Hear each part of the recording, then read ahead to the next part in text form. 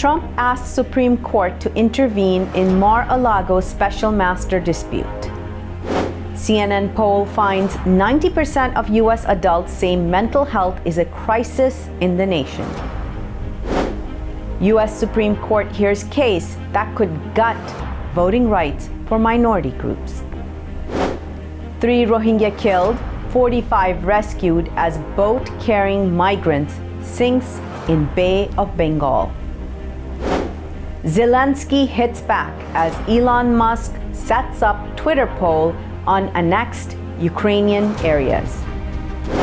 Muslims in Cologne, Germany welcome Friday call to prayer over loudspeaker.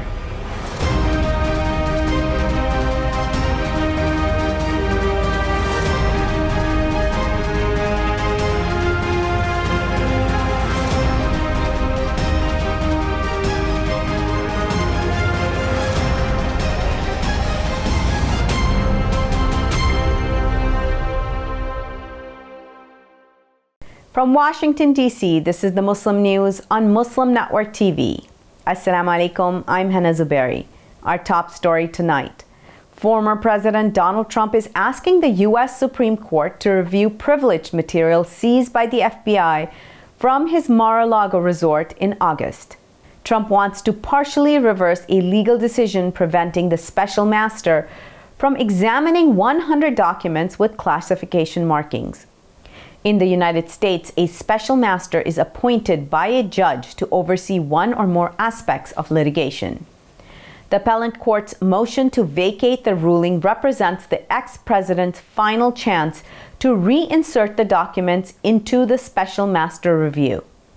The special master could exclude some documents from the investigation into whether Trump illegally retained national defense information. The former president's lawyers argued the appellate court lacked jurisdiction to overrule the trial judge. 9 out of 10 adults say that there is a mental health crisis in the United States, according to a new CNN survey. It asked people to rate the severity of 6 mental health concerns. Americans put the opioid epidemic near the top, with more than 2/3 of people identifying it as a crisis.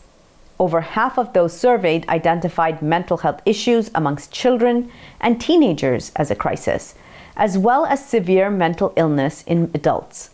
The survey captured the perceptions of about 2,000 adults over the summer. It was conducted in partnership with the Kaiser Family Foundation. The survey came a day after the news that the suicide rate is climbing again in the United States. We'll have an analysis segment by an expert from Stanford University in this field later today's Muslim News. The U.S. Supreme Court's conservative majority remains unsettled on whether it will gut one of the most powerful remaining provisions of the Voting Rights Act. The court hears oral arguments Tuesday in Merrill versus Milligan, a pivotal case about map rigging in Alabama. Plaintiffs and other advocates warn that the far-right justices are poised to dismantle what remains of the 1965 law. Reggie Thedford is Deputy Political Director of Stand Up America.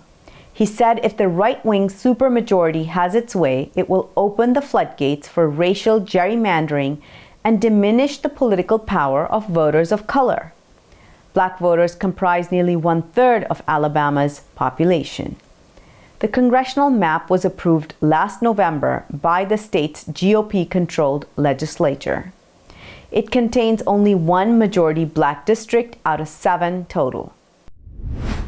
An analysis published Tuesday shows the top executives of the largest corporations in the United States saw their pay soar by nearly 1,500% over the last 43 years. Between 1978 and 2021, CEO compensation at the 350 largest publicly traded U.S. companies rose by an inflation-adjusted 1,460%. It far outstrips the 18.1% pay raise that the nation's typical worker saw during that period. That's according to a new research from the Economic Policy Institute. The trend of soaring CEO pay has continued during the coronavirus pandemic, which caused economic chaos and massive job loss amongst ordinary workers. EPI found millions lost jobs in the first year of the pandemic and suffered wage declines due to inflation in the second year. Meanwhile, CEOs realized compensation jumped 30.3% between 2019 and 2021. The Council on American Islamic Relations hosted the first Austin Muslim Culture Fest Saturday, celebrating the Texas capital's diverse Muslim community. The festival featured a variety of food, art, clothing, and jewelry vendors, activities for children, and educational workshops for young Muslim leaders. CARE Texas's executive director Faizan Sayed said the event sought to better represent the Muslim community and build relationships with people of various faiths and backgrounds. Before the event, Sayed said he hoped to engage with younger generations and interact with other communities to help combat anti-Muslim bigotry and Islamophobia. Shaima Zayan, CARE Texas's community relations coordinator, said it's important for people to connect and find common ground. Zayan said the festival featured an Islamic presentation in Spanish to highlight Islamic roots in the Latino culture in honor of Hispanic Heritage Month. Boat migrants sinks in Bay of Bengal. Details come after the break. Stay tuned and we'll be right back after these messages.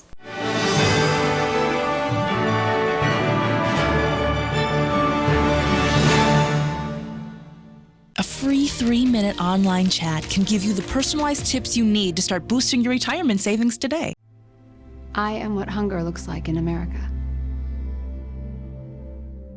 If I could be you, and you could be me for just 1 hour. Walk a mile in my shoes. Walk a mile in my shoes. Despite the development of a COVID-19 vaccine, millions around the world will not have access. We need a vaccine that's free and available to everyone, everywhere. It's time for a people's vaccine. There are 16 million children struggling with hunger in America. That's 1 in 5 daughters, sons, neighbors, and classmates who don't know where their next meal is coming from. Yet billions of pounds of good food go to waste every year. It's time we do something about it. Feeding America is a nationwide network of food banks that helps provide meals to millions of kids and families in need. Visit feedingamerica.org to help them feed even more. Together, we can solve hunger. Together, we're feeding America. Assalamu alaikum. This is Abdul Malik Mujahid. Muslims get bombarded with negative news, so good things which we do remain unknown. For example, do you know that Muslim Americans helped stop the genocide in Bosnia? Recently, Muslim Americans defeated Apple, Coca-Cola, Nike, and their lobbies to get a law passed through Congress about Uyghurs. Do you also know that it were Muslim Americans who work hard and smart to block Modi from entering the United States for 10 years? Yes, Alhamdulillah. All of that is your credit. Let's keep doing the good thing. Alhamdulillah, 3 achievers of our community are coming to Chicago to help strengthen Justice for All. Justice for All is a human rights organization run by Muslims based in Chicago. We will honor Arsalan Suleiman, a young person raised in our communities who filed a lawsuit on Burma because of the Rohingya genocide. We'll also honor Ambassador Rashad Hussain, raised in our communities, married in Chicago, and who is now the ambassador at large for international religious freedom. In addition, we will honor the latest commissioner of USERF, Imam Muhammad Majid, for his relentless support for Burma Task Force. Please join me. Let's come together on October 9th in Chicago. Scan this code to register or visit justiceforall.org/Chicago. Assalamu alaikum.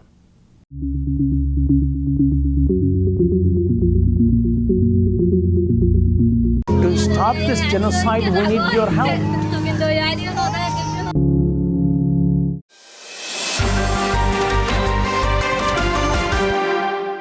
Welcome back. Bangladeshi Coast Guards recovered the bodies of 3 Rohingya refugee women and rescued 45 others. This was after a boat carrying them to Malaysia capsized in the Bay of Bengal Tuesday. Noor Mohammed, a Bangladesh Coast Guard official, said there were roughly 85 passengers on board. Mohammed works as the Bahar Chara outpost in the Taknaf area of the southeast Cox's Bazar district. He told Anadolu agency 45 people were rescued alive and the rest made it to shore. 4 of those rescued were members of a human trafficking network, he added. Local fishermen were the first to notice the boat capsize and began rescuing victims. The identities of those rescued were not immediately known. According to police, the majority of them are Rohingya living in Cox's Bazar refugee camps.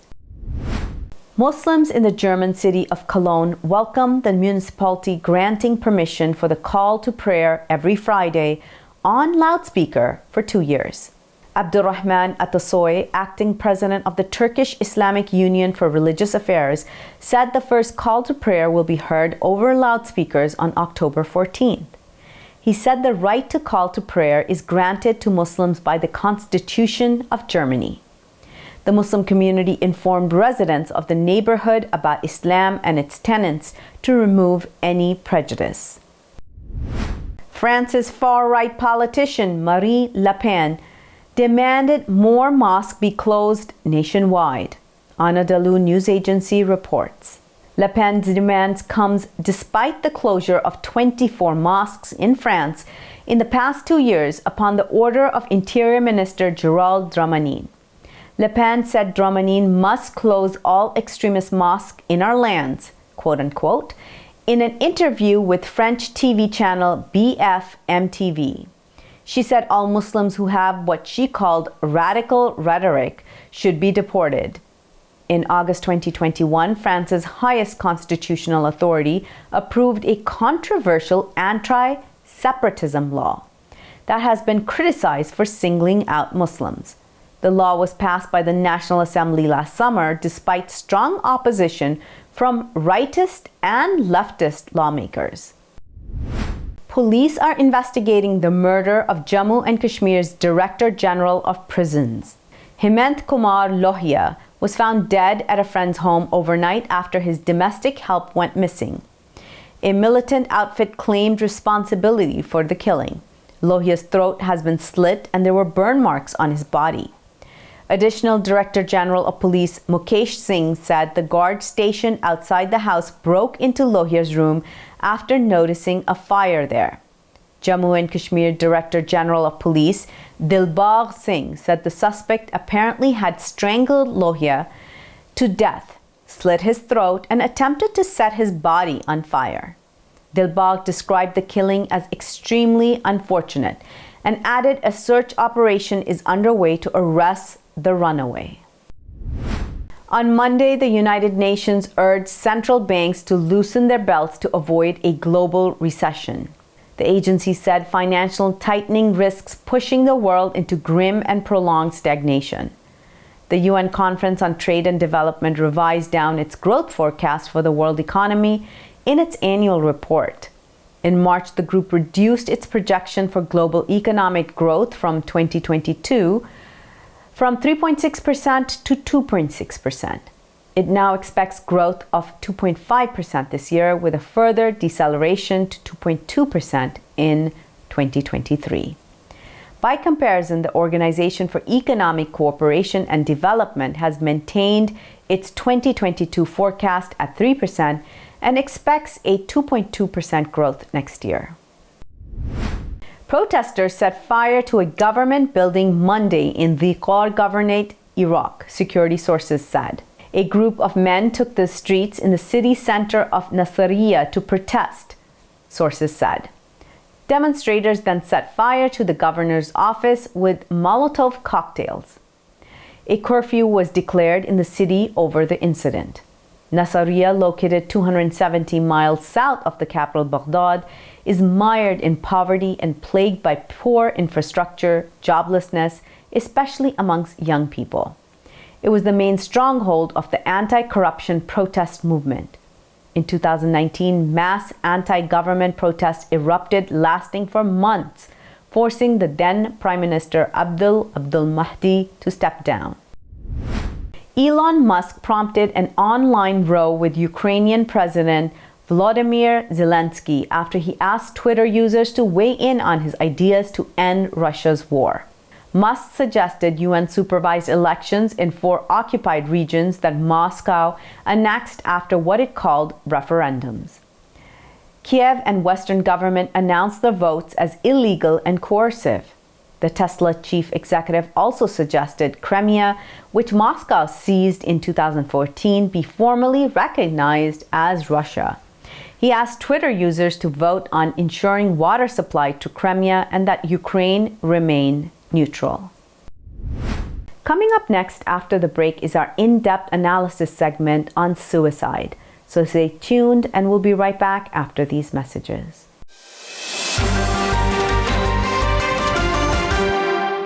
If I could be you, and you could be me for just 1 hour, walk a mile in my shoes, walk a mile in my shoes.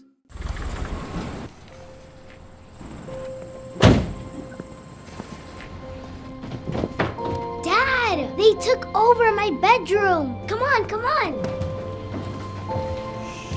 Okay, Dad. 1, 2, 3. Dad!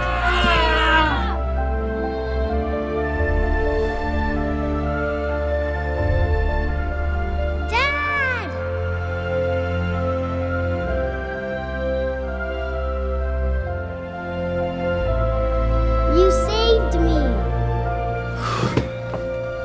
Dad? Are you okay? I'm fine, dear.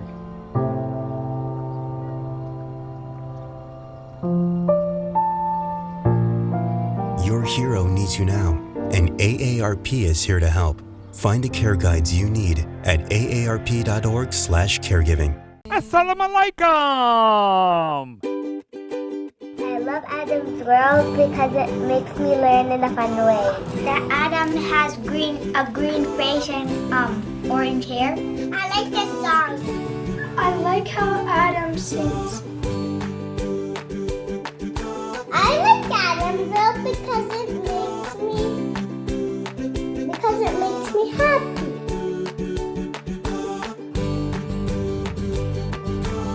What? No. No. No. And here's Adam and here's Anissa. Adam is and his sister. Adam is a boy and he is really smart.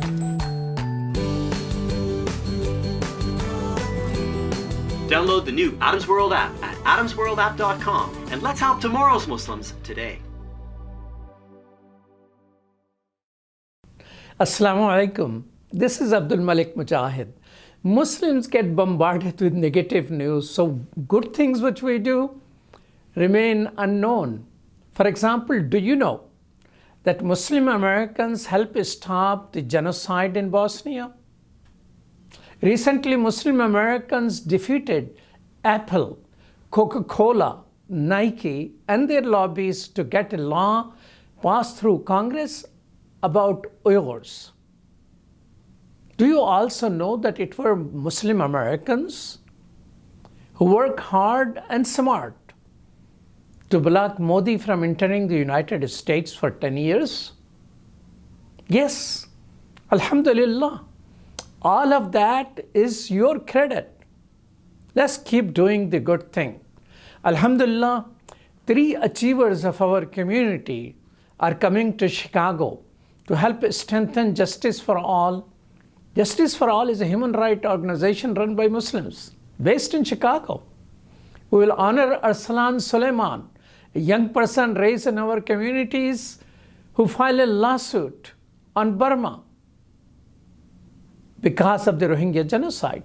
We'll also honor Ambassador Rashad Hussain, raised in our communities, married in Chicago, and who is now the ambassador at large for international religious freedom.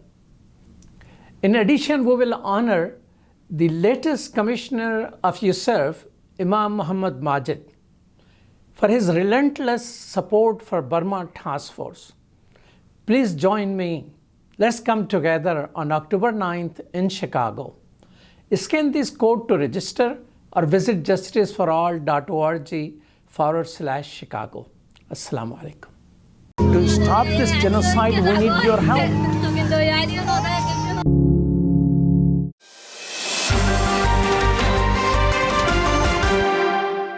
Welcome back. To discuss the mental health crisis in the United States, let's go to Imam Abdul Malik Mujahid. Over to you, Imam Mujahid. Thank you, Hena.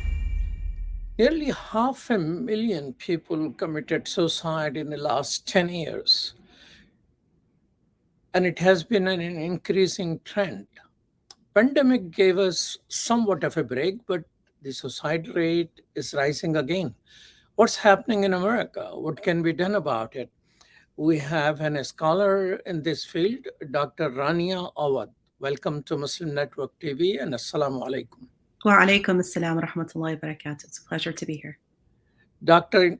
Rania Awaad is a clinical associate professor of psychiatry at the Stanford University School of Medicine. She also is director of Stanford Muslim Mental Health. Please share with us why so many suicides in our country. It's a great question, Imam Mujahid. I think this is something we really have to reflect on. Nationally, as a country, we know that currently we have still not fully emerged from a global pandemic.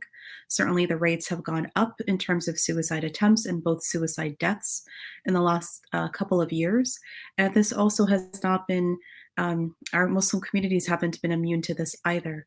A lot of this does have to do with the changes that have happened in the pandemic, but also two major causes, one of which relates to feeling a sense of burdensomeness, whether that's on our families or in our communities or our society, or feeling a lack of belonging. Again, whether it's at the family level, the community level, or in the societal level. When people have these aspects in combination with other things that may be happening biologically or genetically, like mental health conditions, or perhaps environmentally or socially or spiritually, this does increase the rates of suicide attempts and deaths by suicide. But the rate of suicide is going up for 14 years. A little bit of break came during the pandemic.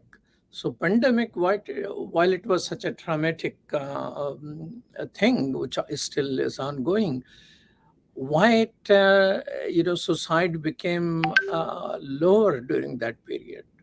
Was it because families were together? Was it because people were working with each other better? What were the rate for lowering? Because there might be some insight in how to handle suicide.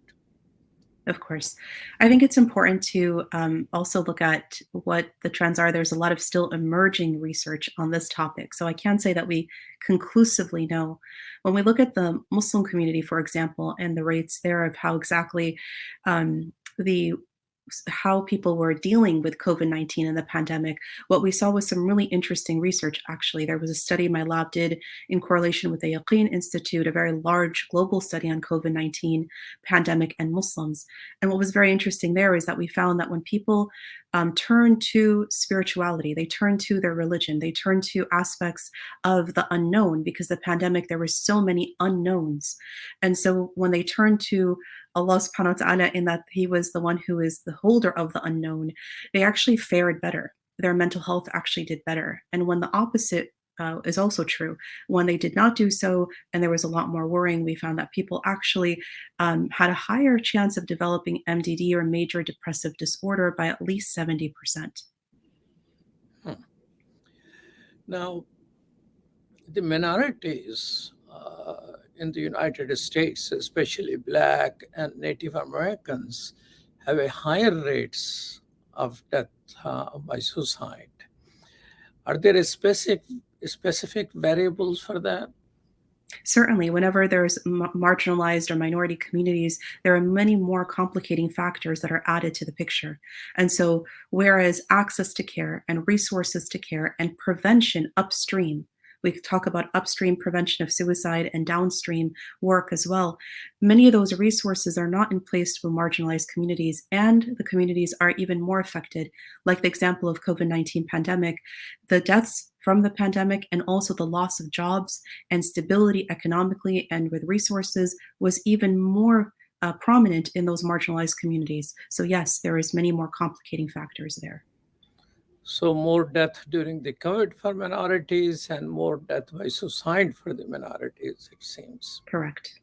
Now, Muslims, are they typical of the other minorities, or there are different variables which apply to Muslim community? Here too, there are varying variables as well, because as we know with the Muslim community, if we look at the American Muslim communities, we find that there are actually multiple communities. It's not just one community. So the racial, ethnic backgrounds, social economic backgrounds absolutely play a factor here too. So it's not just one reality for all American Muslims. It really does depend by community. Well, the one unifying factor is their faith and their religion.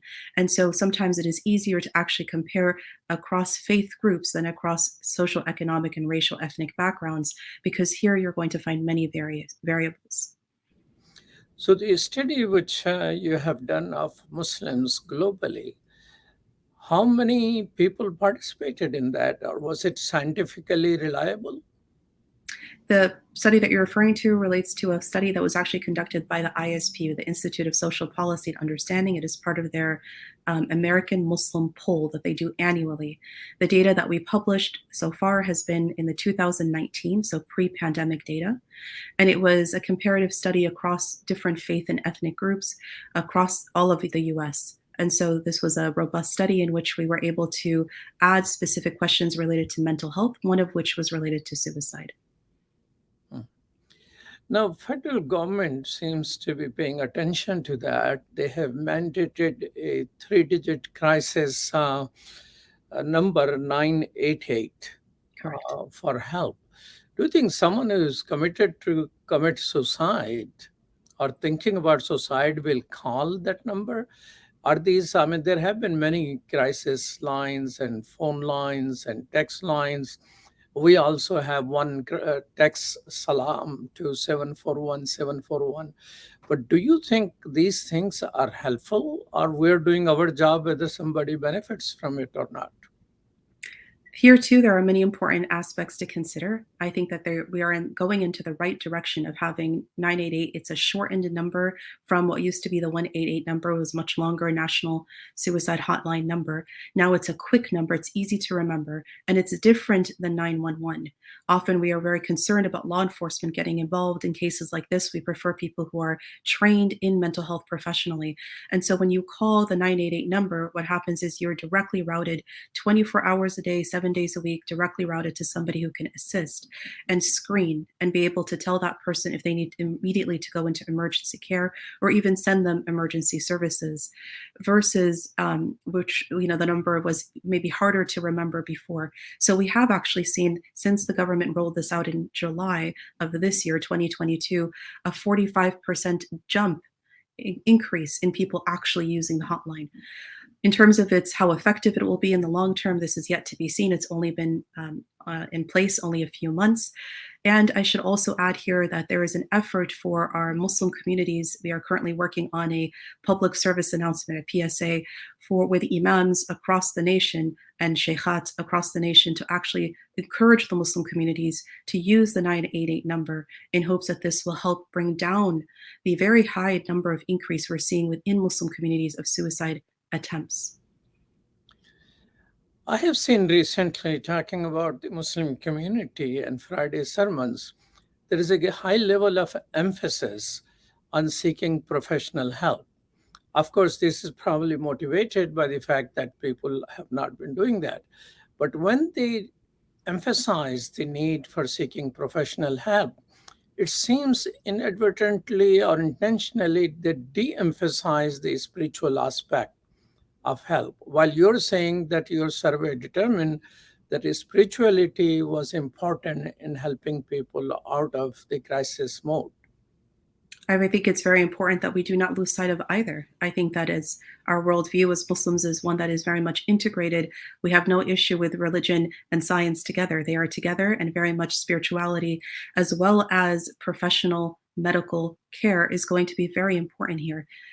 I would argue and say that just as the khutbahs remind us spiritually and aspects of spirituality lift us up and help us as a Muslim community, the same has to happen with understanding that it's not limited to just one sphere of wellness.